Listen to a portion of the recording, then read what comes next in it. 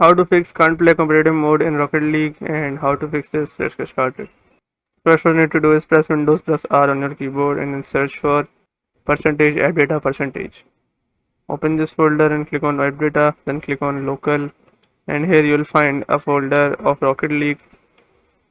Just delete the folder and restart your PC. Once you do this, hopefully your problem solves, and if your problem still occurs, so make sure to comment down below so we can bring a detailed guide on this video. Alright, that's it for today's tutorial.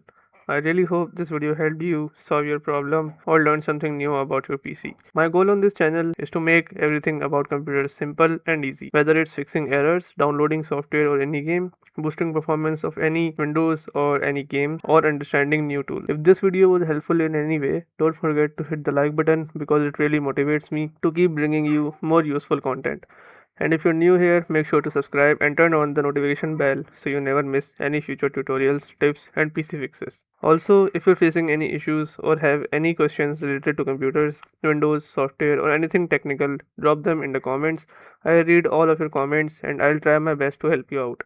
Thanks a lot for watching. Take care of your system, keep learning, and I'll see you in the next video. Thanks for watching.